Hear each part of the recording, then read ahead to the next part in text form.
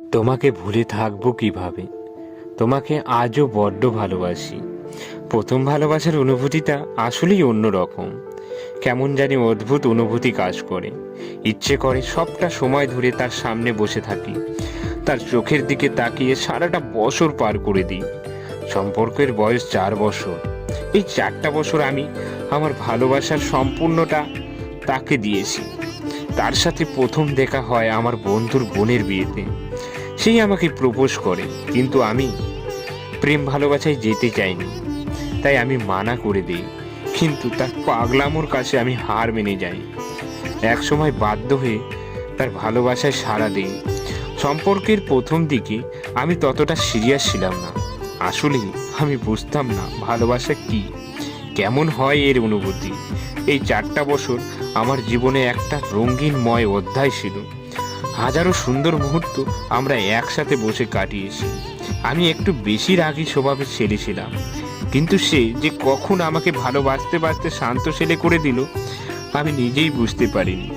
আড্ডা মস্তি এগুলোই ছিল আমার জীবনে, কিন্তু তাকে ভালোবাসার পর কখন যে এগুলো পরিবর্তন হয়ে যায় আমি নিজেই বুঝতে পারিনি।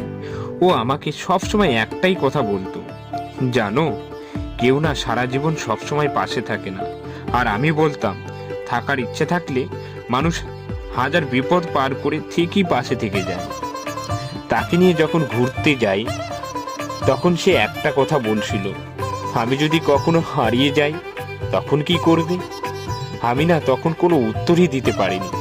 চোখ দিয়ে শুধু জল পড়ছিল। আর ও তখন বলছিল, আরে বোকা, ভয় নেই, আমি কখনোই হারিয়ে যাব না।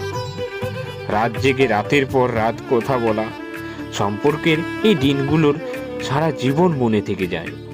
কত স্বপ্ন দুজনের, কতই না পাগলামো।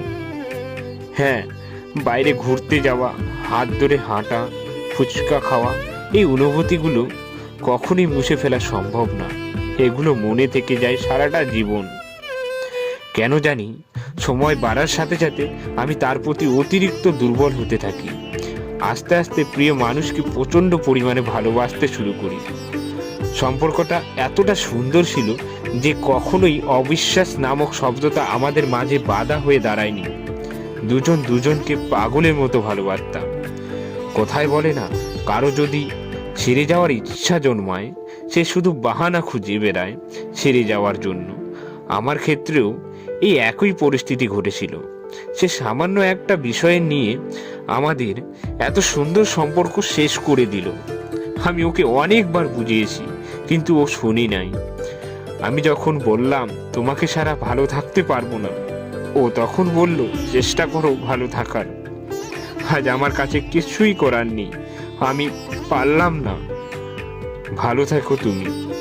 তারপর আর যোগাযোগ করতে পারিনি ওর সাথে। আমার মনে হয় কোথাও না কোথাও কিছু একটা ছিল যার কারণে সে এভাবে চলে গেল। তার কিছুদিন পরেই তার বিয়ে হয়ে যায়।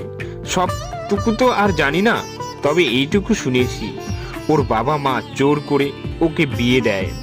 আসলে ওর সাথে যোগাযোগ হয়নি। কেন, কিসের জন্য ছেড়ে চলে গেল? ভুলটা কোথায় ছিল আমার? মানুষ একবার হারিয়ে গেলে তাকে তো আর ফিরে পাওয়া যায় না। সে তো আজ অন্য কারো, তার উপর তো এখন কোনো অধিকারই নেই। ভুলে যাওয়াটা এতটা সহজ না, সবাই ভুলতেও পারে না। কিছু মানুষ কষ্ট নিয়ে বেঁচে থাকে।